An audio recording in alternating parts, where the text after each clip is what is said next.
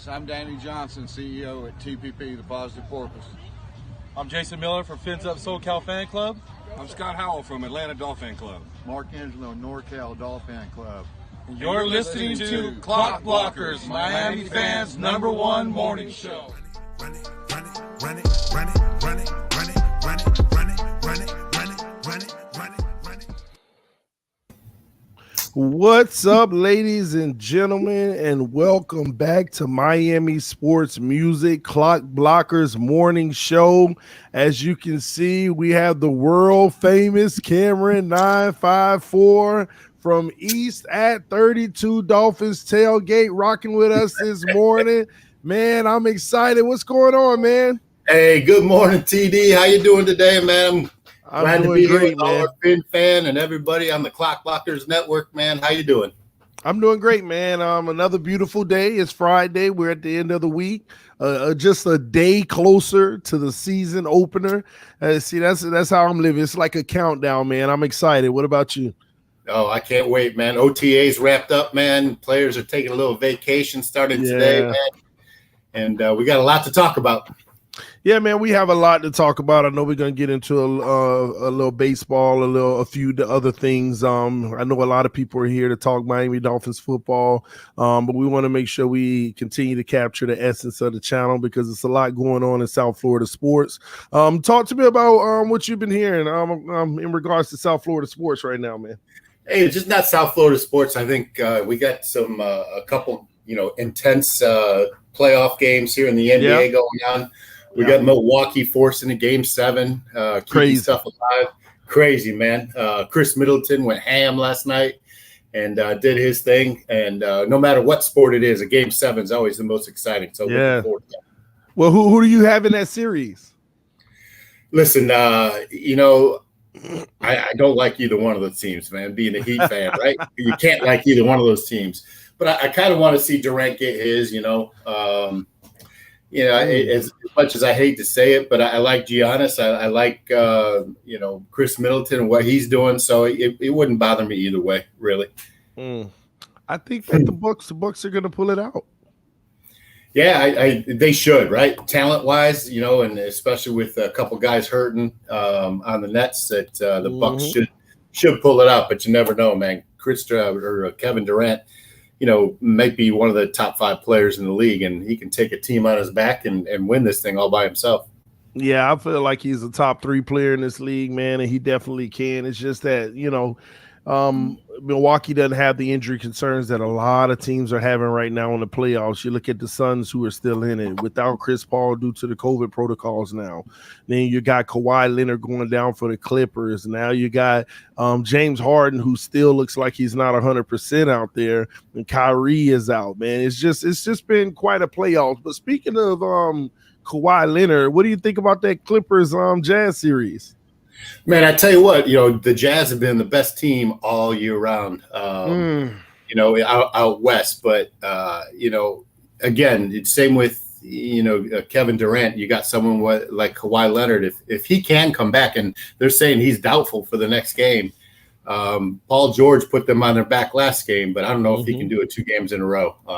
I like the Jazz, and then I like the Suns coming out of the other series. Well, I got the Clippers and the Suns because what people aren't talking about, just because he's on the court, but they're not paying attention.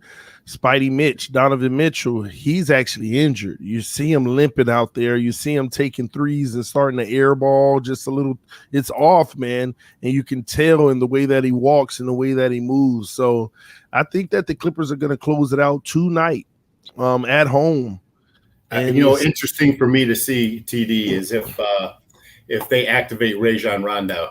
Well, they did last game. I actually got the information. I thought, he did get into it with Ty Lue, but that isn't why he was not deactivated. He was actually favoring a little stiffness in his knee.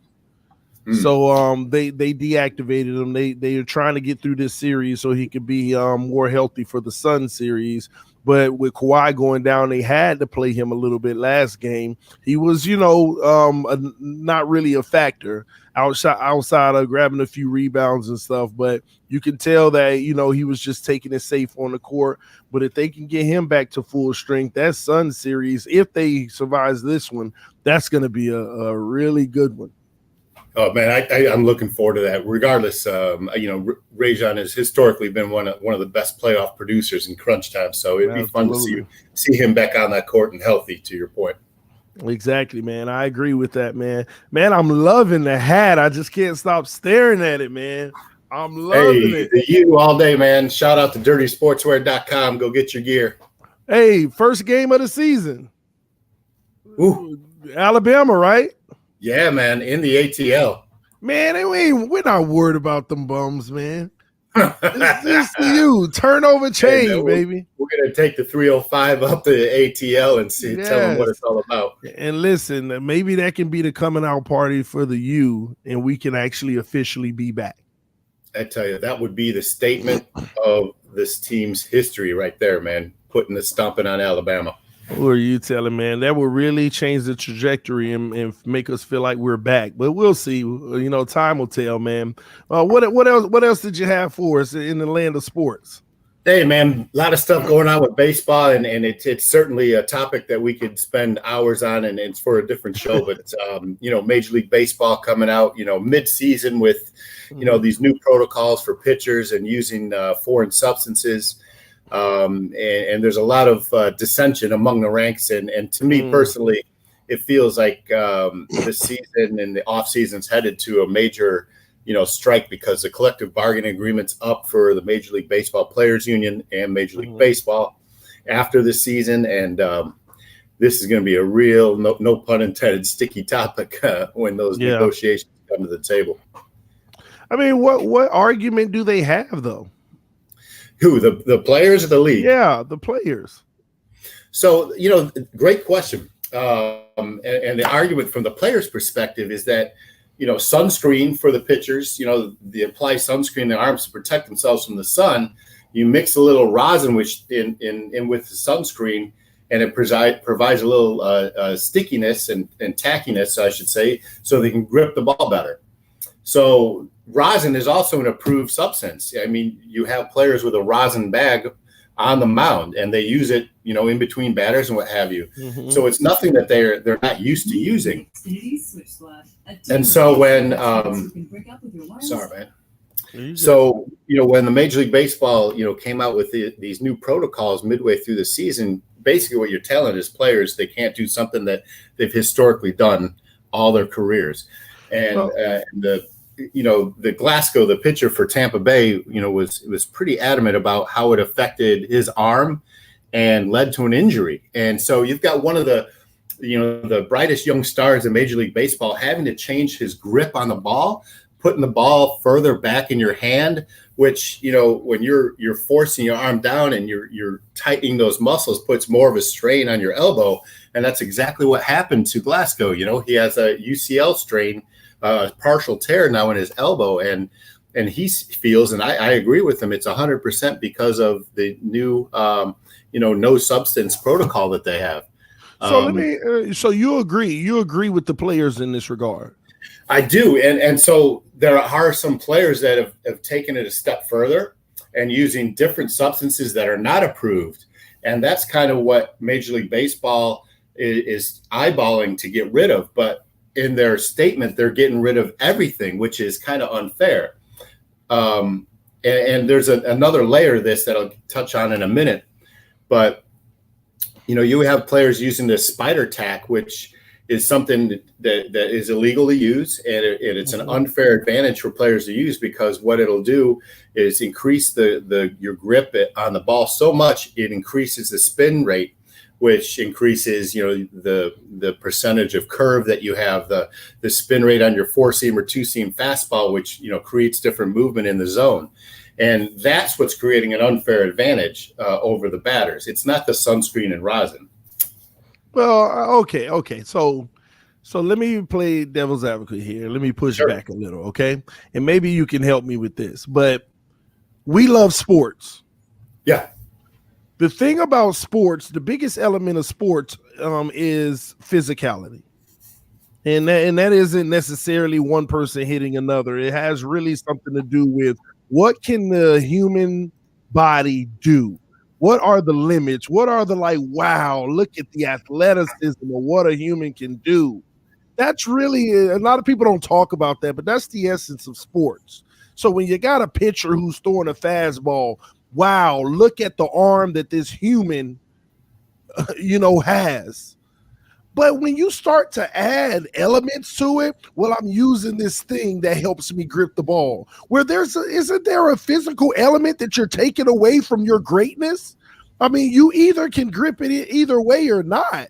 And if you can't, then that's your limitation. Why do we even have any substance to begin with? So I guess I'm kind of feeling like the league is we're taking it all away. You're a baseball player, you're a pitcher. Use your hand and show us how great you are. So am I on that? No, you're not. But there is a counterpart, a counter argument to that. Baseballs are leather, right? Okay. And they're affected by humidity, good or bad. High humidity and the ball becomes slippery.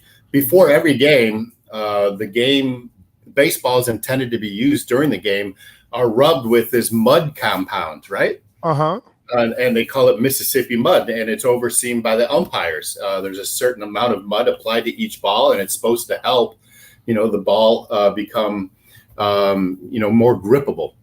But because of the elements out there on the field, sometimes that mud becomes dusty, becomes too slippery. And historically, players have always used the rosin bag to dry their hand out to get a better grip. You mix it with a little sunscreen and you provide a little more grip. And basically, from my perspective, what it's helping the pitcher do is find the strike zone and not put the batter in more jeopardy of being hit. Not put the batter in more jeopardy to be hit. That just sounds so, it's helping the batter, but it's helping giving you an advantage. It's helping the game, right? Oh, come on. Well, okay. You use baseball as a leather ball. Well, football, it gets wet. The ball gets slippery.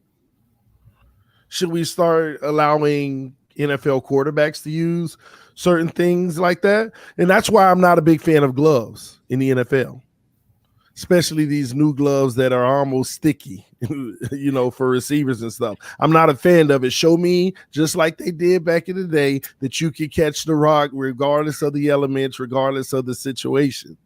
So I see what you're saying. It just seems a little, hypocritical.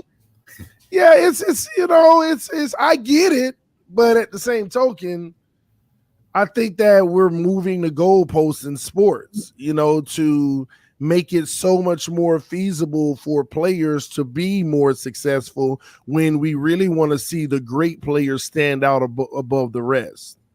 So I don't, that's just my take. Hey, I get it. And there's going to be a lot of discussions moving forward about this. In football, pregame, they do spray down the balls with a little tacky substance. And the football, pregame? Yeah, they do. And the footballs have, a raised surface, right? It's pigskin. And so it's a little bit more grippable. There's laces on raised laces that are much more pronounced on a football than versus a baseball. But that's the ball they give you for your specific sport. Agreed. Just, football may be more raised. That's what that ball is made of, and that's what that sport requires. A baseball, though, is a baseball. We want to see you throw it as is, like no other. But you need, I want this sticky stuff that gives me a better grip and it allows me to throw it. Because think about it. What does the grip, the better of a grip you have on the ball, what does that do? Increases spin rate. Increases spin rate. Is that not an advantage? It's an advantage 100%. I think the issue the players have is installing this protocol mid-season. They don't have an off season to prepare for it, to figure out a different grip, how to throw differently. But again, it's sport. Everybody has to adjust mid-season, so they're all in the same situation unless you weren't using it in the first place. Hey, and I think a good percentage of players are using it. You're going to see a lot more hit batsmen, walks, and higher batting averages and OBP because of it. Ty Bless said it's the reason pitching is dominating this season. Is that true? He's not wrong. So hold on. Let's get something straight. There's like this uptick in dominating at the pitcher position this year. Look at Garrett Cole. If you go back to his statistics and his spin rate and how it equates to his success over the past 3 or 4 years, there's no doubt that what he is using has increased his spin rate, in turn, dominating the game because of it. So 4 years ago, 5 years ago, this wasn't as popular. They weren't really doing this. There's at a percentage what it is now. No, I think there were a few players, but the numbers have gone up across the board. 100%. That's like juicing, man. Listen, it goes back to the hypocritical nature of Major League Baseball. And like I said, we can talk about this for hours, but baby, we're here to talk about the Dolphins, right? All right, let's do it, man. Man. Listen, I'm with the MLB. Take it all away there. But anyway, all right, man. Man, listen, it's been a lot going on in Miami Dolphins football lately, man. We got some good, we got some bad, we got some ugly, man. We got some sad. I want to start on a positive note today, okay? I want to start on a positive note. I want to bring up one player to you because there's been a lot of reports that this individual has been shining in the mini camps, and the teammates and the coaches have been very impressed with the improvement that has been made. I want to get your thoughts on this player, okay? Noah Igbenogany, because, a lot of people haven't spoken about him lately outside of a quick blur of, Noah's been improving out here. What's your thoughts? Hey, man, I'm a big time fan of his and was in college at Auburn. There's a YouTube video of Waddle and Smith talking about players that they've gone, against in their college careers. And the question was, who is the number one cornerback that they faced in their careers?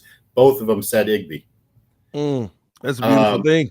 It's a beautiful thing. And so, I think Greer and the team were really smart to draft him with that extra first-round pick last year, first or second-round pick, whatever it was, because they saw the situation happening with X coming up. They saw, Jones, have a contract after this year. So you got to build your bench, right? And they grabbed, arguably, best cornerbacks in that particular draft, knowing what was coming down the line. And that's just smart management to me. To answer your question, man, I'm excited about him. I'm looking forward to, his impact on the team and his development as a second-year player. And remember, when they drafted him, he was the youngest player in the NFL last year. Yes, sir.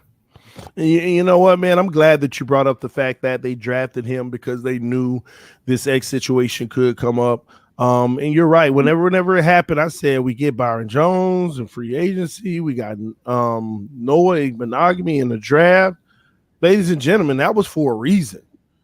I know they came out and said, you can never have enough corners, but they were preparing for the event that they wouldn't be able to afford Xavien Howard, and that's more of the reason why he may be traded, which we're going to get to a little later.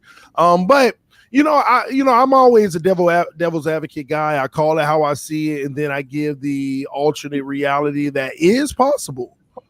Do you think all this hype for Noah Igbenogany? Now, he could be getting better and balling out, but I just have to, play devil's advocate here. Do you think it's overhyped a little bit from the coaches and the players because they've been very vocal in his progression? Do you think that's just a little play on letting Xavien Howard take the deal that we're offering, or we can move on because Noah's balling? All teams do that, right, man? They got a player who wants more money, and they turn up the heat on him any way possible. Yeah, absolutely. I agree. Man, listen, about Xavien Howard. Come on, give me your thoughts. hey, he had an all-pro season last year, arguably the number one cornerback in the league last year. He was drafted by the Dolphins. He's gone, he's been cultivated by the Dolphins. Listen, I wouldn't be mad if he's traded, because of I feel comfortable with, the depth in the cornerback room. I don't think that I think it also sets a bad precedent after just renegotiating his contract and giving him, what he wanted. And so you're telling all the other players, especially Emmanuel Ogbah, hey, listen, you can tear up this contract after 1 year if you have a ball out season. No, you just can't do that as a business, right? And so that's how I look at it. Love to have X here, but it's not going to break my heart if he walks. It's just a tough situation because you love to see this unit come back and play together. To see what we have, especially with an improved Tua. That's why I'm a little nervous about the situation, but I really feel like the Miami Dolphins are not going to give a ridiculous amount of money. Therefore, he will be moved. And I'm starting to prepare myself mentally for a life without Xavien Howard. Even though I've been beating on the table for the last 2 years, trade him because his value will never be any higher than it is now because we're going through a rebuild. And by the time we come on the back end of that rebuild, he'd be 29. He's 28 right now. So one more year and we're on the back of where the rebuild is over and he should be coming out of his prime. And that's a maybe, but here's one thing that I noticed last night. I was just taking another look at his contract, and I'm like, we gave him an extension. In the first year we gave him an extension, he was due like $12 million, and he got hurt. And we paid the man $12 million without getting production. And that was just 2 years ago, ladies and gentlemen. Look how fast people forget. We paid him all that money and got no production. And the little that we got was not even as impressive as people want to make it seem to be. And so he got a year paid with sitting down. He didn't give that money back, did he, TD? No, you got $12 million. Then you come back the very next year, this year, and we give you 13, I believe, was the pay this year, and you balled out. But the way I kind of look at it, which is unfair, and I'll admit it, it's like we paid you like $23, $24 million in the last 2 seasons and got 1 season, albeit it was 10 picks, but you got 23 mil, and now we're coming into this season and you want more money. He hit the nail right on the head, bro. Like he didn't give that money back, right, when he got injured. Oh. We stepped up to the team, stepped up to the plate and paid the man what made him, I think, the 4th highest paid cornerback at the time, which was really overpaying him based on the production he had. Thank you. Right? He went and balled out because, he is such a good player, but does he deserve now to be the number 1 paid player? I don't think so, man. See, I get it. The players have a small window to get their dime, right? But you got to be fair on both sides. Let's put things into perspective, bro. The contract we gave him was more than he was worth at the time, in my opinion. Of course, right now we can disagree on that after we saw what he did last year. But at the time, it was more than he was worth. But to add to that, the contract that we gave him already being more than he was worth was also considering just in case you get hurt. Just in case you get hurt. So remember, ladies and gentlemen, the contract we gave him also considered the fact that he was injury prone, or should I say prone to injury. So just because he has a year without injury and balls out doesn't mean he's still not prone to injury. His contract is built so that this year, first game, might something with his knee. He's out for the season, still getting paid. His contract was built around the fact that he has a history of injuries.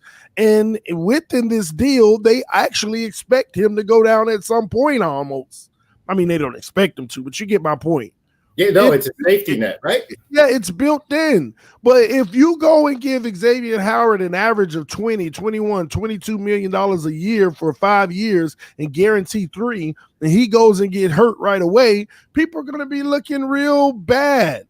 It's good. That's like, oh my God, that's what the original contract was for. Let me ask you this, TD. In my opinion, this team is this defense with X is a top 5 defense. Agreed. Well, even better now, honestly, man, with the additions. You take him out? Top 10. Exactly. And I'm fine. I'm fine with that. Me too. But and then our offense just has to do their part. Absolutely. And so to me, he's not a difference maker in the sense that this defense doesn't depend on him being on that side. When they have Igby, they have Needham, they have Coleman opposite Jones, and those guys, according to Flores, are right there and ready to play. Mm-hmm. So somebody makes a comment in the comment section, and they say Byron Jones is also injury prone. And the reason why I read that is because one thing that I love to I can't stand it. I can't stand false narratives. False narratives make our fan base really ignorant. So let me address that comment real fast. Mm-hmm. The comment said Byron Jones is injury prone. Byron Jones' rookie year, he played 16 games. Second year, he played 16 games. Third year, he played 16 games. Fourth year, he played 16 games. Fifth year, he played 15 games, but started 14. He missed 1 game. Last year with the Miami Dolphins, he missed 2 games. Where do we get this notion that Byron Jones is injury prone as well? False narrative. False narrative. So, and he's not prone to injury either. He's available on the team for his team. Even last year, missing 2 games, he was there 14 games. But when you talk about Xavien Howard, let's take a look real quick. This is what we're typically talking about when we say prone to injury and being available for your team. In 2016, Xavien Howard, 7 games. That means he missed 9. 2017, 16 games. Good job. 2018, he only played 12 games. He missed 4. 2019, he played 5 games and missed 11. And this year, he played a full season. He has only played 2 full seasons out of 5. 2 full seasons out of 5. So that's what you call prone to injury. Not Byron Jones, who has never had a season under, what was it? Hold on. He has never had a season playing less than 14 games out of 16. We got to stop these false narratives to build other people up, ladies and gentlemen, and make them look norm or regular. That comment was only to make Xavien Howard not look as unreliable or available on the field. Listen, the numbers don't lie, bro. And somebody said those 2 games Byron missed were X's worst games too. We can't deny that. We went over that yesterday. Absolutely. One of those games, he gave up over 100 yards. He gave up 7 receptions out of 8 targets. You see, that's the point of having Byron Jones next to him. He can have the number 2 receiver and ball out against him, but when you have to have the number 1, life doesn't get as easy. And I'm telling y'all, X is a beautiful, that he is a talent that is just amazing. At the same token, come on, ladies and gentlemen, let's be fair here, all right? And what do you think about Byron Jones, Cameron? Because Byron Jones gets a bad rap, and I think that people don't understand the value he brings to this team. He gets a bad rap, and I think it's so unjust, man. Coming out of college, with the combine that he had, he was an elite player. Mm-hmm. He goes to Dallas, and they have him in a system where they're playing 2 deep. He didn't play a lot of press his first couple of years. They had him move to safety, so they had him moving around that backfield a lot. he comes to the Dolphins and asked to play a position, a style of cornerback, and a press position that he wasn't really had played in a few years at Dallas, and it was a new defensive system. He gave up more yards than he had in previous years at Dallas ever. But if you look at that, it was all just a couple games. I believe Diggs burned him out one long play that added to that yardage total a lot. But also the Raiders game. The Raiders game too should have been offensive pass interference when the push off. But agreed. But my point is that the second year in this defense, I think you're going to see an elite Byron Jones.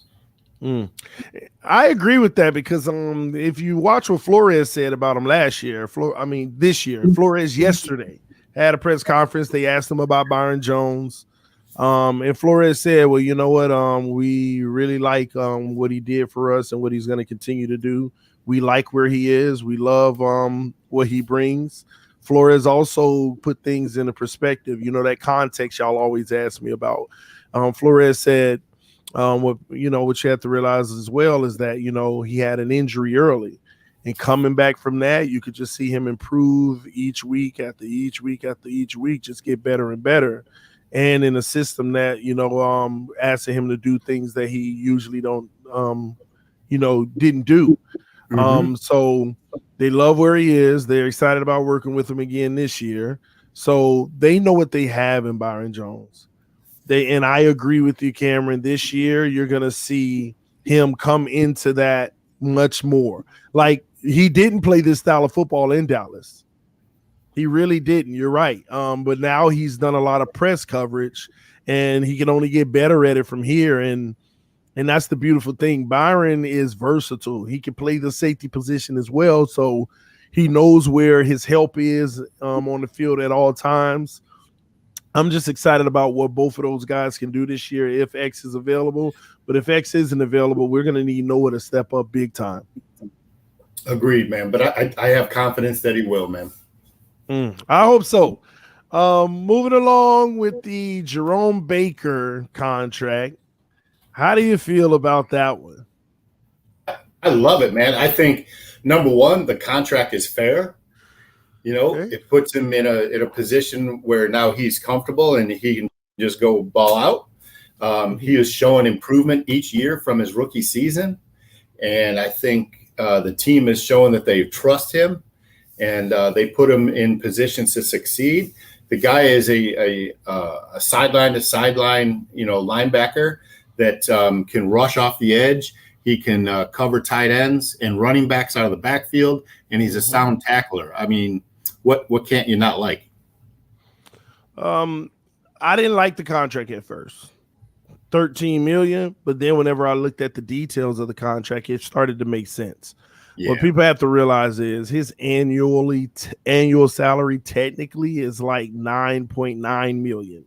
Yeah. Because they had the extra year to qualify. Remember, they didn't have to give him a contract until next year, but he could have opted to go free agency. But instead, they did it a year early so they could use that year and now spread it out to 4 years instead of the 3. So with that being said, I don't have an issue with the $4 million. I mean, not $4 million, $9.9 million. I don't have an issue with that. I put Baker somewhere around an $8 million linebacker money. But at the same token, when you look at the fact that the man was making on average $1 million per year for the last 4 years, his value, the last 3 years, his value over the last 3 years has been a lot more than $1 million. We could all agree it probably was somewhere around 6 or 7. But that's the name of the game with rookie contracts. But they also rewarded him a little for what he has already done for us and lived through making pennies doing it. So I'm not tripping over the contract anymore. He's locked in. Flores loves him. Hopefully this is the biggest year of his career, takes that next step. And if he does, people don't understand, man, this defense is about to be nasty. Jerome Baker, if he improves, Bernardrick McKinney's addition, Javon Holland, listen, he's going to be way better than Bobby McCain at the position. A natural with unlimited. Oh my gosh, he's gonna be Minka for us again. We got him. So this defense just got a whole lot better, but we're just hoping that X can be a part of that. Hey, two things there, man. 2018 draft class, Jerome Baker has a sixth amount of total tackles since 2018, right? Mm-hmm. He's good. He's getting better. They paid him, I think rightfully so, because they know he is still getting better. And I think at the end of this contract, he'll be perceived as a good value.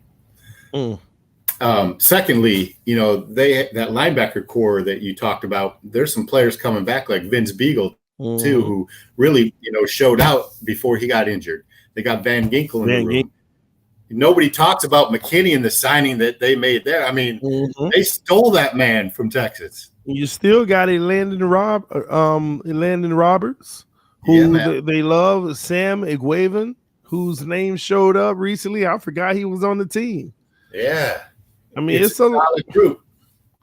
It's some guys though that I'm curious, like where's Benito Jones? Where's guys like that? What's about to happen? Like we got a lot of guys who in the linebacker and defensive line core that are in the back of the line, but they have all been names that they've been sitting there grooming and developing, man. Miami Football Talk with the donation said trade Gesicki, sign Ogba and X if not too high. So, Cameron, what is too high for X? Right now, he has like an annual of 12 or 13 or something, but what's too high? Anything more than that, honestly. Seriously. I mean, listen, we can pay him 15 a year. Would I be mad at that? No. Would it be fair to both sides? Probably. Is that what he's looking for? Hell no. I think they'll go 17 or 18, but the problem is he wants a 2 in front of his number. Exactly. Ramsey's getting 20. He's going to want a 2 in front of his number, and I think that's anything over 18 is way too high, and 18 doesn't make me happy, but, sometimes you got to give a little to get. I want to bring up something, and it's very interesting. About the Dolphins salary cap and how it relates to X. They can make some moves and afford him, right? Guess the Miami Dolphins have the most expensive wide receiver room in the NFL. Devontae Parker, Jakeem Grant. Yeah, Jakeem saves you $2 million. Yeah, man, that all goes in the pot, adds up. Albert Wilson saves you $2 million, but I want him. Albert Wilson ain't going nowhere. All right, so it really is it's Devontae Parker. Do you see him in the long-term plans? Man, that's a tough one. I see him more so than Preston Williams. Why? I mean, let me say this before you answer that. Last year, when they both were healthy, Preston was number one. Preston was taking off. Yeah, he had like almost 200 yards more, like on his way. Then he got hurt. Then the attention went to Parker, and Parker started eating. But Preston was the man. He was the guy on the rise. Like I saw him going 1,300 yards in the season had he stayed healthy. And that all went downhill. And TD, I'm with you, man. I see Preston as the unicorn, right? But I'm really worried why he wasn't out there on the field this week. Still nursing that injury. Woo. But it should be ready for training camp. But you're right. We'll see, but here's the catch-22 to that. Are we gonna sit here and give Parker a million chances like we did and finally get productivity and just move on and not care about Preston? Or should he get the same amount of opportunity that Parker did? You see what I'm saying? Yeah, I see you, man. It's a sticky situation, but again, they have a wealth of depth in that wide receiver room, right? Yeah, but which one do you want to go with? You want to go with the Preston that's costing you less than $1 million a year, or you want to go with Parker, who just got a good deal? And financially, you say Preston, right? Yeah, you go with Preston, and then you save yourself $9-10 million, and there's your money to pay whoever you want on defense. I think it should be Ogba, but they can pay Ogba. Yeah, it should be Ogba for sure. But then one person we hadn't talked about, who needs their money too is Gesicki. So what's your thoughts on that? See, so we're sitting here saying we think it should be this, we think it should be that, but now you got throw Gesicki in the mix. What's up? Does he get his money? I think no. To answer your question, I don't believe so. And if there's one player that I see traded, it's Mike Gesicki. I think Gesicki has more trade value than Parker. I agree. Just because of the reputation around the league. I agree. I agree. You know, listen, you look at the wide receiver, you look at the offense, right, and how the room sets up. You put your best 4 or 5 wide receivers out there, 3 to 5 depending on the play. You know, where does Gesicki fit in those offensive plans, you know, as opposed to Hunter Long or Durham Smythe? You know, they run a lot of 12 personnel last year, but that was a product of their injuries, right? And who they had available to put on the field. Right? And so I see Gesicki not getting as many balls this year if he were to be on this team. And I think his value is as high, you know, to your point, to be tradable, right? And nobody wants to acknowledge that. The man only plays 60%. Man, I got the facts. You know, that's something I keep my facts on. That Mike Gesicki situation. Hold on. I love it, man. I love it.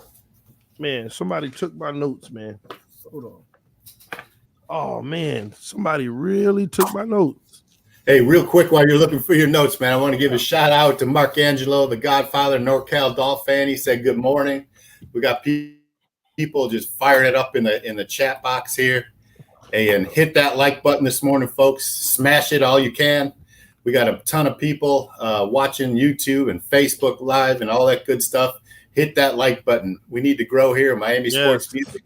We're doing a good thing out here. What's that like button? All right, man. Here we go. I found them.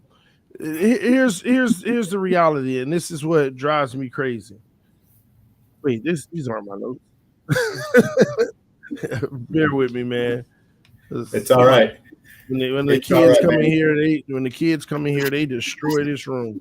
All right, here we go. Gesicki only played 58% of the offensive snaps. All offensive snaps, he played 58%. And the only reason he played that much is because of all the injuries. If the receivers had been healthy, he would have been in the 40s, low 40s. If you look at the beginning of the season, he had a lot of games where he only played 40 in the 40s in percentage of snaps. Man's not even playing half of the offensive snap. You know, you can fact check me here too, and I want to say 32% of Gesicki's snaps, I think this is correct, were played on the boundary. On the boundary, but I'll go a step further. You're correct. They were played, 32 were on the boundary, but let's go a step further. Because the boundary is the boundary, but you also have the slot. It's better to give the number of how many he had off of the line of scrimmage like a traditional tight end. Well, and that's my point, is that because of the injuries, he was like their number one, you know, target out there for many games. 80% of his snaps were out there. That's ridiculous. In the slot or the boundary, exactly. And people need to realize that they don't even use him much when everybody's healthy. And when they do use him, the only reason you notice is because he makes the play. So going back to your original question about Preston versus Parker, I think you throw Gesicki in that mix because ideally, like, he's playing that same position. So you keep Preston and Williams, and you get what you can for Gesicki. Yeah, but what can you get for him? That's why it's a little tricky too. See, we're dealing with a tough situation because Parker has value, but it may not be what you want the value to be. X has value, but is somebody going to pay a king's ransom and pay him that high of a salary for a 28-year-old? That's still a decent age, but they know that they're getting the back end of that. And let me tell you another thing teams look at. When they go look at the 10 interceptions, 5 of them, you know, they automatically see a quarterback underthrowing or overthrowing the ball. In the other 5, you look at quarterbacks giving a bad trajectory on the ball where he just cuts underneath and picks it off instead of them floating it. But I will say about 4 of those interceptions were a thing of beauty that only skill can do. And that was Xavien Howard. The other 6, bad quarterback play. Hey, didn't you say the other day that not one of X's interceptions did we convert on? No touchdowns, yeah, man. We none. And that's sad.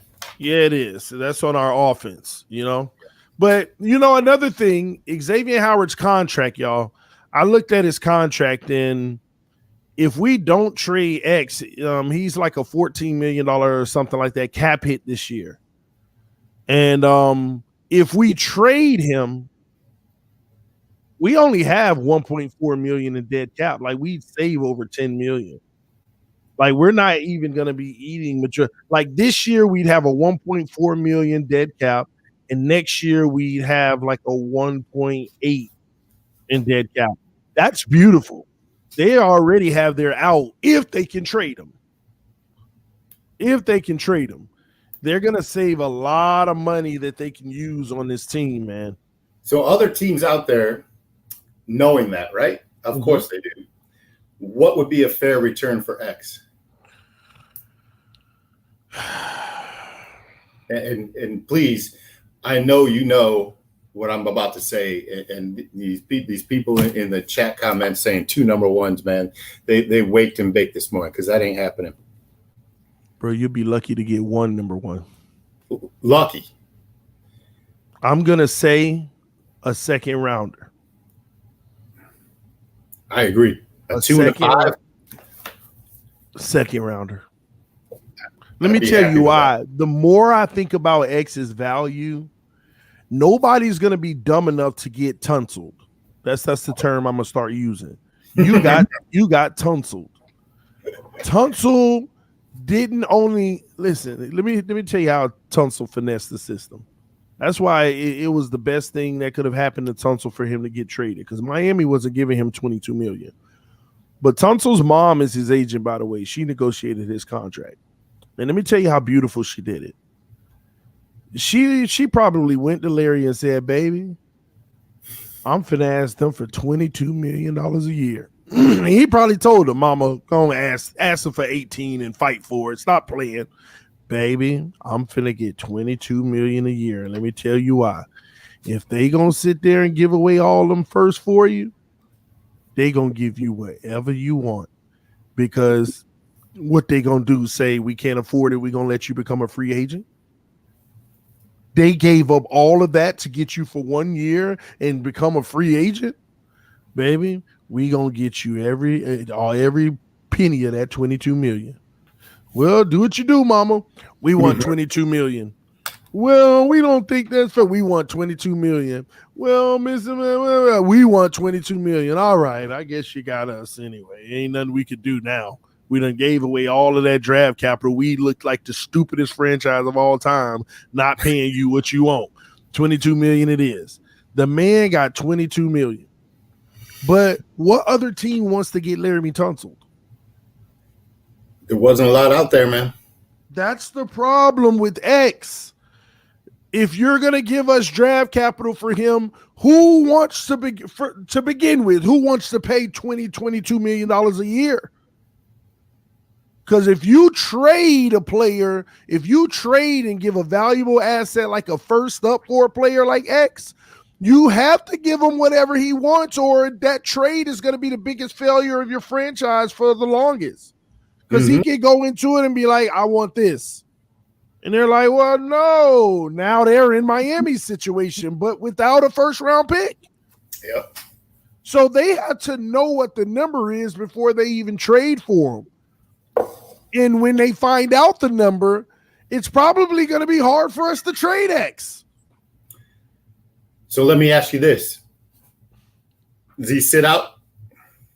That's it. That's his decision. You see it going down that path? I think he does sit out, but what is Chris Greer going to do? It's really on Chris Greer. Are you a big boy, Chris Greer, or are you a pushover? That's what it is. There are no pushovers, boy. That's why I think he'll be traded. And if you're not But here's the deal. Like last year, he could have got traded, no brainer. All of this stuff didn't come out. There were whispers about it, but he could have got traded last year. They were listening. Why you think they come out and say, we haven't made any calls on X, but we're listening to calls. They were listening. But let me take it a step further.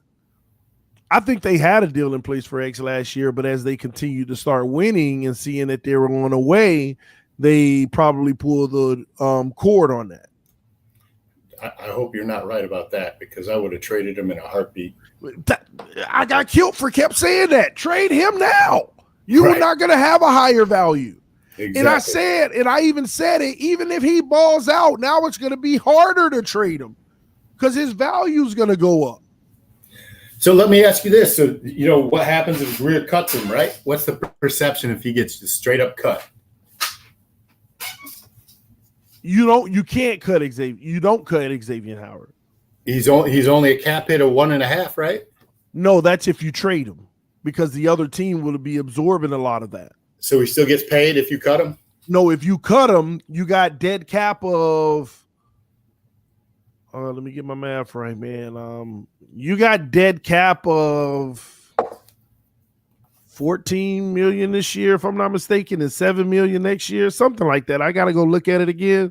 No, it's 1.8 next year, and you'd have dead cap of, it'll be pretty heavy this year. It's something you wouldn't want to do. Just put it like that. It's almost like paying them anyway. But there's no need to cut them. There's no need to cut them. Put it like that. Why would you cut a player that you could just have on your roster for the 13 million? I'm just throwing it all out. And if he doesn't play, then you don't pay. And so he sits out, right? He sits out. But let me tell you something about X. This is where the Dolphins have leverage. He's not going to sit out, because if you sit out, Greer better make him sit out the whole year, because I guarantee you he show up week 5. He ain't finna let them checks keep going by. Mm-hmm. He not gonna let them. Greer wins at that point, right? Yeah. He not gonna let them checks go by. Let me tell you a step further. You go ahead and do that. Oh my gosh, we got breaking news, ladies and gentlemen. Breaking news in the NBA. Kemba Walker traded. Please don't say Miami Heat. No, I'm just playing. Boston sends point guard Kemba Walker, the number 16th pick and 2025 second rounder, to OKC for Al Horford, Moses Brown, and 2023 second rounder. So they got Kemba Walker out of there. Man, they just saved some cap space themselves. Speaking of cap space, because Al Horford ain't going to play a lick for them. I know that's all that is. Expiring contracts, potential buyout. Man, but they're just clearing up Kemba's space. That means they might be eyeing somebody coming to Boston, though. They might already see somebody who they've already illegally talked to that might be coming to Boston. So you got to look out for that one. Kemba's making good money, right? Mm-hmm. So, and Kemba's still a nice player, but he's nothing like he was in Charlotte. So that'll be interesting, though. That'll be interesting to see who they get in that place. But we'll see. But the whole X thing is, I'm willing to tell y'all right now, I don't know if we'd be able to actually trade him. I don't know. It's going to be harder now. Who's going to pay this man $22 million a year and give you a draft pick? You raised the biggest point there. So really his window of opportunity to be traded to teams are really ones that are on the cusp of Super Bowl, right? Who would that be? I mean, does Tampa take him? Any team on the cusp of winning the Super Bowl cannot afford a $20 million contract right now. Chiefs? Bills? They're not going to trade him in the own division. They can't afford it. They can't afford it. $20 million contract in June and July. I mean, if you think about it, almost every team wouldn't be able to afford it right now, with the exception of maybe 5 to 10 teams. And those teams, you see what I'm saying? You would have to trade them somewhere like Houston. You would have to trade him somewhere like, Jacksonville taking a flyer right now and sending something back. So I don't know. You would have to trade him in a Green Bay Packers Aaron Rodgers deal. Man, send him to that tundra, please. Huh? Send him up to Green Bay in that cold weather. His knees will never function. Yeah, EM said the Colts can. Yeah, you're right. The Colts can, but what are they giving up? Well, they got a couple running backs. But then that's not going to be a straight up. No. X for Ezekiel. No, in fact, you see, yeah, exactly. Dallas would need to. They need to. Dallas needs a cornerback. And so let's say that let's play hypothetical there. Let's say X, goes to Dallas in a trade. There's no way that X is going by himself in a trade. We got to include a number one. Why don't we just go get Aaron Rodgers and send X and Gesicki on? I'm sorry, my ears, I got full of wax or something. I can't believe I just heard that. You know what? You wouldn't take Aaron Rodgers? Man, let me tell you, and let Tua develop behind him for the next 3 years. Listen, I grew up in Chicago. I'm foundationally obligated not to like any Green Bay Packers. So he'd be a Dolphin. Listen, I for what? So you think the Dolphins are top 5 potential Super Bowl team this year? With Aaron Rodgers? With Aaron Rodgers. That's right. And minus X. That's right. I wouldn't be mad at it. How's that? So Tua sticks around? Yep, we'll just sit behind him, just like Aaron Rodgers sat behind Favre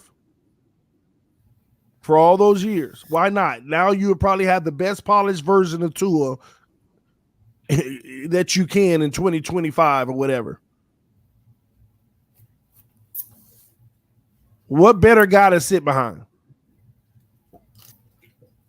If Greer can get away with keeping Tua and trading for Rodgers, GM of the year. Should have been one GM of the year. Yep. That would be sweet, man. I don't know, man. We'll see, man. I just know that we have too many people on our roster that are tradable. And to take it a step further, Flores said it himself in his presser a few days ago. We can't keep everybody. We love to have these guys, but we know we can't keep everybody. Somebody's on their way out. Somebody. TD, who's the one player that you would be shocked that gets traded or released? I wouldn't be shocked of any of them. But the one player you thought would come out of left field. Let's see. See, that's the crazy thing about this roster. Everybody can go. The only person that I'd be shocked about is a 2021 draft pick. I wouldn't be shocked about anyone in the trade. Because I wouldn't even be shocked if Jerome Baker got traded. Because if there's a specific person out there that you want, like a quarterback, and who do you need in this deal? Anybody can go. Mm-hmm. Anybody could be a part of it. Somebody said Byron Jones. You're right. I'd be shocked if Byron got traded. That's actually one. You're right. Got to think about that one. That is one.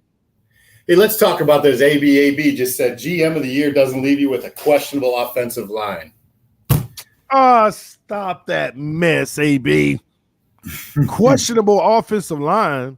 Did our line get better last year than it was the year before? That's what a GM does. Every unit making improvements. Making every unit better. That's all you need to answer, AB. We don't need no qualifiers. Was our offensive line better last year than it was the year before? That's what a general manager does, makes it better. And this year, we're hoping that they take another leap with the additions and makes it even better. That's all a GM can do. See, we're talking about leave you a questionable offensive line What a sad thing is, they weren't questionable 2 years ago. They were just trash. We went from trash to questionable. That's an improvement. That's like being on the injury report. You go from out to being questionable. That's okay. I'll take that. Hey, and this team has spent serious draft capital on the offensive line between last year and this year. And I'm excited to see the development of Hunt and Kindley with the addition of Leichenberg. And then, I'll say it, but I'm not too excited about it. But Dieter has an opportunity. And they made some good signings, man. Fluker, they just signed this kid, Illuminor, who's a stud, started 8 games with the Patriots. So there's depth on that line. Still got Jesse Davis hanging around, who I think has just entered the chat. Man, to your point, man, they're better. But a lot is going to hinge on this O-line. We're going to be relying on this O-line, but they are better, like you said, man. TD would be shocked if Jason Sanders was traded. Byron Jones and Jason Sanders, there you go. Those are the 2 guys that you're right. I would be shocked. I would be shocked at those 2 guys. Anybody else I'd be shocked about if they got traded? Raekwon Davis.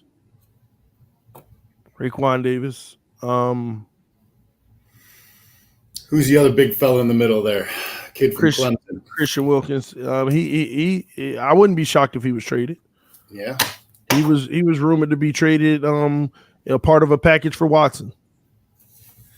Well, you bring him back Watson, you trade anybody on that roster. Man, I'm not, people get mad. I'm not even going to get into it, but listen. We have the assets from a draft standpoint and a player standpoint, or a mix of them standpoint, to do whatever we want. But is Greer looking to make that type of move? That's a big baller move, right? Like, we can actually keep all 3 draft. Like, here's what you got to consider, Cameron. All those 3 first-round picks that we got the next 2 seasons and all those other picks, we can keep it all and still trade for a big-time person. Like Gesicki, like you can have a package of Gesicki, Parker, Xavien Howard.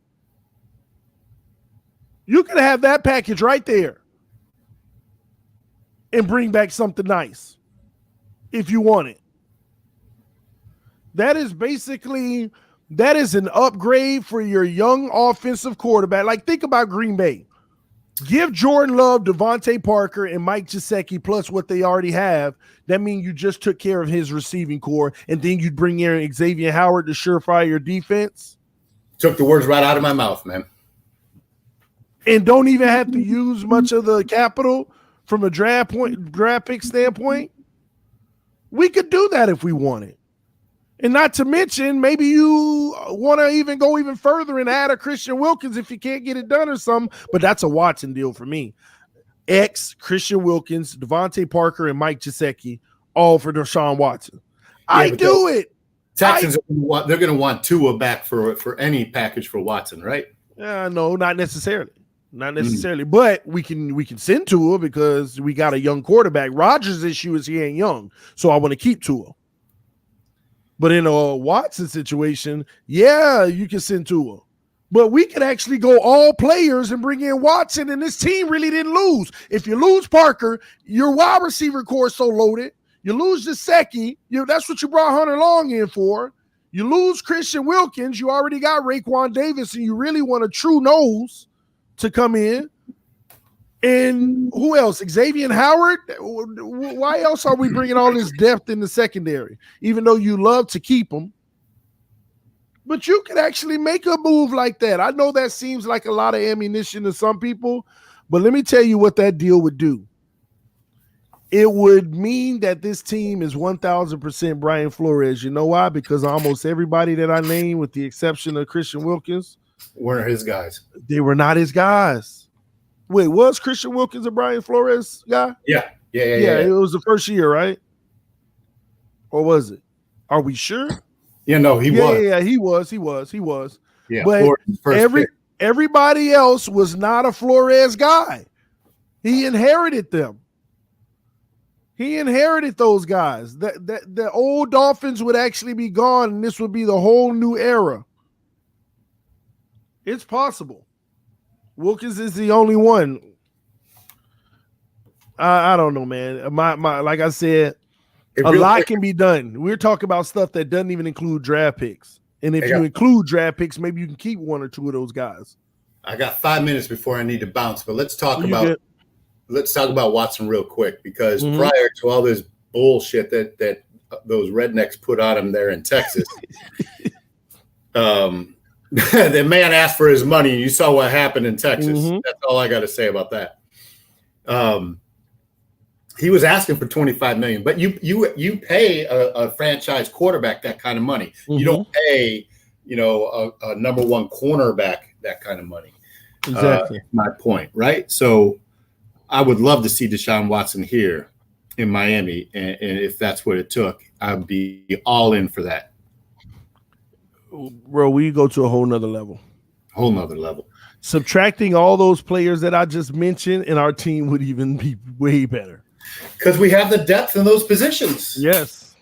Our team would be way better, man. Even minus all of those guys that I mentioned, bringing in the Deshaun Watson, our team is still better. Would it shock you if Greer made that kind of deal? I would be shocked. I think I would be excited for it, but I don't see it happening. I think they, as Pamela just pointed out, I think, they're building around Tua. They see him. The deal was already in place until this stuff came out. Yeah, I agree, man. They see Tua as having that it factor, and they're happy that they have Tua.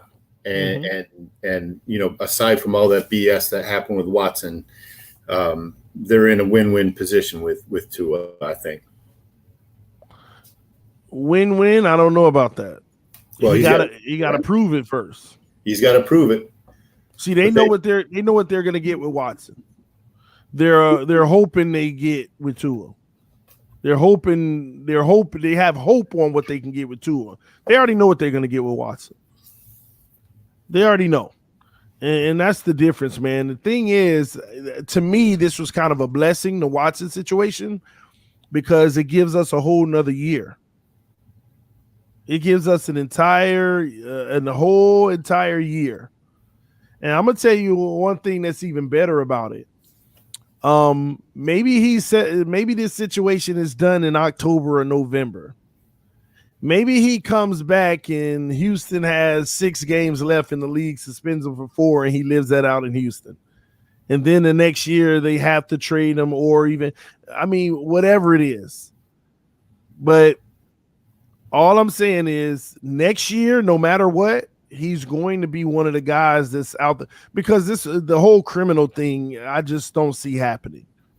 It's a lot of he say, she say, and a whole bunch of because I think anybody with common sense pretty much knows this kid had an addiction, and he was taking advantage of the fact that he had money and everything, and feeding that addiction, bringing people in, and even if they didn't fully know, he made an advancement.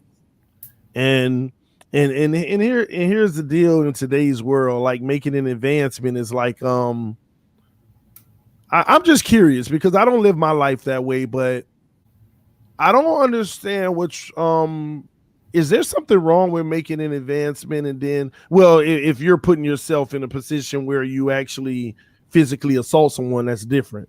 But saying, hey, what's up with this or what's up with that, that's like asking or offering, and the person has a right to turn down, but it looks like no one was turning anything down. I think the whole premise, right, without getting too deep into it, is that he was hiring these people to perform a job, and overstepped his boundaries, assuming that it would go. And he asked for a little bit more than the general job, but I don't see any reports where anyone really said no, outside of maybe like 3 or 4 people saying that they didn't want to, but they felt obligated or something.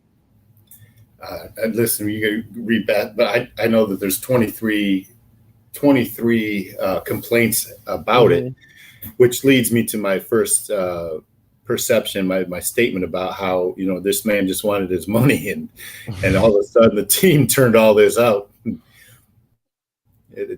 The timing is a little funny. The whole timing of the situation is a little funny, but Texas is another world. But we definitely don't want to discount the women who may have I'm not saying that there's no validity in their statements. There absolutely is. And I'm pretty sure the team knew about it all the time, but they turned up the heat when he started asking for his money. And to get out of there too. Mm-hmm. But we'll see, man. All I know is next year, all of that stuff will probably be behind him. And it's from my point of view, as long as when it's all said and done, if he's accused or convicted of forcing himself about somebody, I don't want him anywhere near our organization. That's just how I feel. There's just no place for that in the NFL, in my opinion. But until that becomes an actual factual thing, I keep it open. I'm one of those people, innocent until proven guilty, like it's supposed to be. I don't subscribe to the whole, modern world of guilty until proven innocent, because once you're proven innocent, the damage is already done if you take that approach, and it's very unfair. That's why a lot of people, suicide is on the rise and different things, depression and things like that. So that's where I am with it. He gets the benefit of the doubt from me, and the ladies get the benefit of the doubt from me. And that's why I just stay even, as if it's nothing until we know facts. Yeah, absolutely. I'm not condemning. That's kind of how I use it.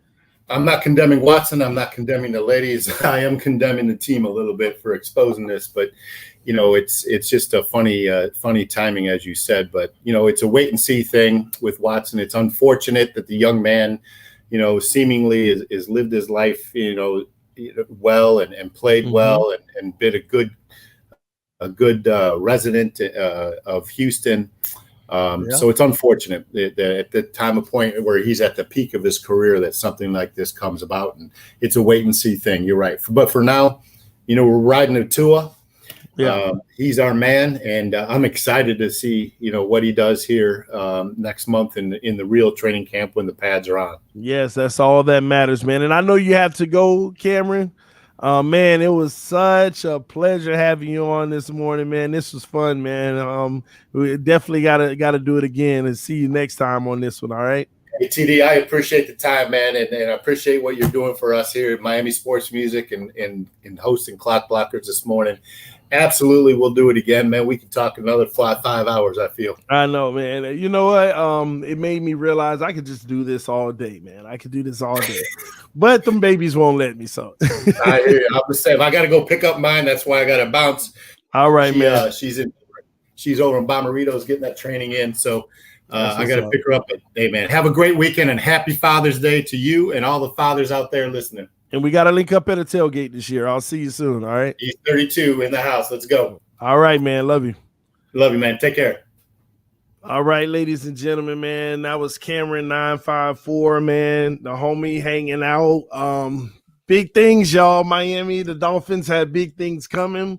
I just hope that all this trade stuff, all of it, hurry up. It just hurries up. Just pass us by. We want to know what our team is. But ladies and gentlemen, what you see on our team right now is going to be not greatly different, but you're going to see maybe 1 or 2 additions or 1 or 2 subtractions.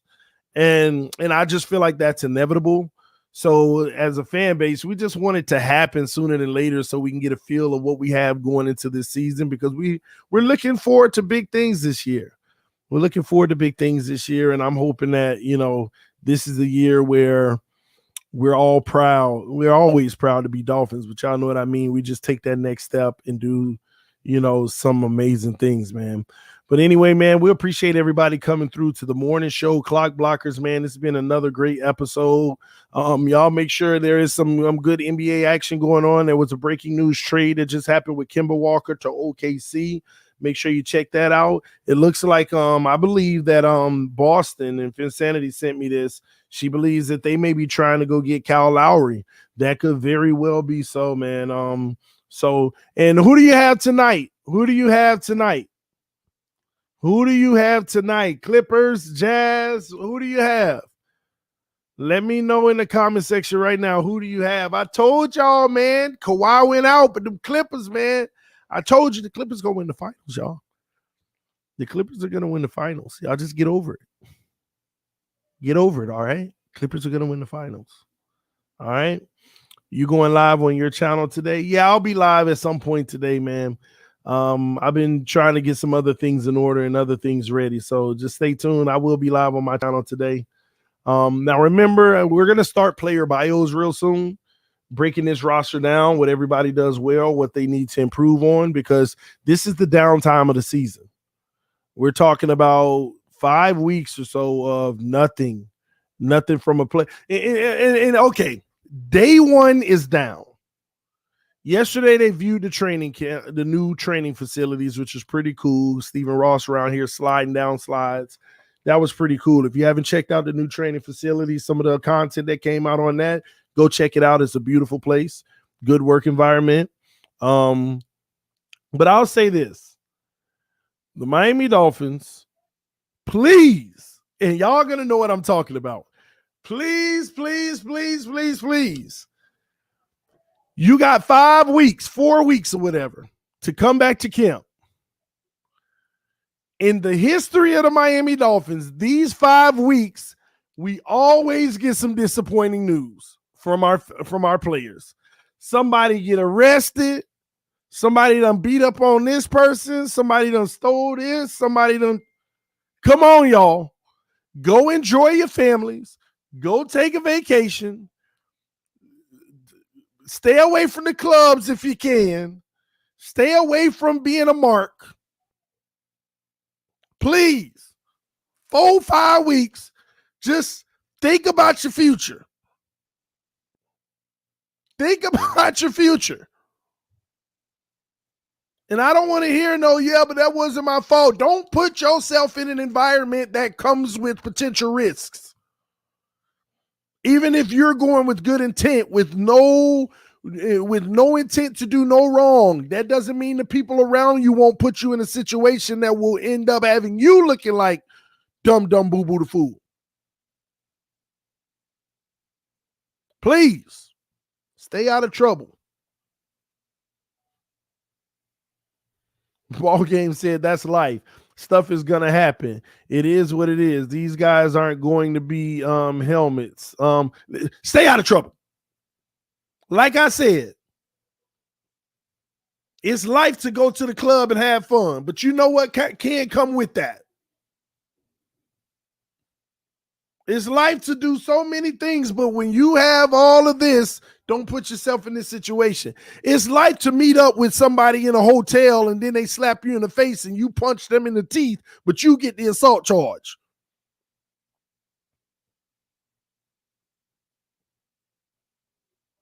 And nobody there to prove that they slapped you in the face first. I'm just saying, don't put yourself in a position. And if the people around you ain't stopping you from doing certain things, as a matter of fact, start testing the people around you. Say you're going to go do something stupid. See who with it and see who actually talk some sense into you. They talk some sense into you, then that's the people you need to be around. If they bums too talk about, yeah, man, let's go do it. Get them from around you. They finna mess up your bag. Keep your money.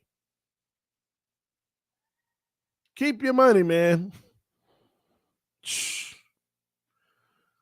Let's just get through these 4 or 5 weeks with nothing. Ballgame said they just have to be smart and aware. Exactly. As long as they aren't surrounding themselves with yes men, they will be fine. I agree. I agree, man. But ain't it crazy, though? Am I wrong? That's the season we're in. Every year around this time, it's just a matter of time. It's a matter of time before we hear on some team, this person arrested. This person arrested. That person pulled over, was doing this. This person, domestic violence. That person, this is the time of the season. Hopefully we can get away from it, because,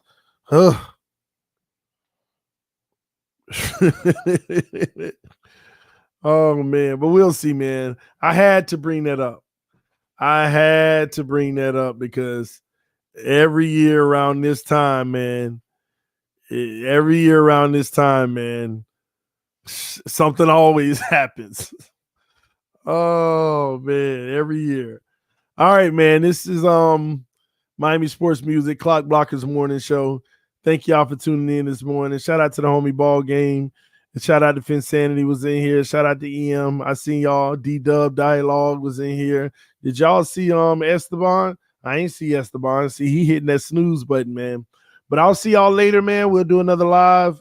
Get people's takes on a few things. Love y'all. Appreciate y'all. We are out. Hit that like button, y'all. That's one thing we didn't do today. We didn't punch the like button. I wasn't too much of a sticker on it, but let's get over 100 likes. Well, you matter of fact, right before we get out of here, let's go ahead and check the stats. Let's check the stats because we're trying to keep account of how we've been doing. So here we are. Let me see here. Y'all give me a second.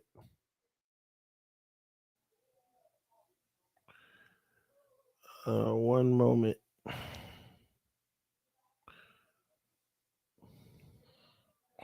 All right, so the first stream we did, still 132 likes. All right, and the last stream that we did, we're just trying to check our likes, man, real quick. Last stream we did yesterday in the middle of the day. Oh, okay, we beat it with 140. That's what's up, man. So hit the like button on this video, y'all. Punch that like button. All right. I appreciate y'all hitting the like button. We're trying to get those likes up and have even more engagement, but I appreciate all the love and support, man. We are out. I'll see y'all later on TDPHINSTALK Talk. We're going to have some fun. All right. Peace. We out, y'all. Good morning to you.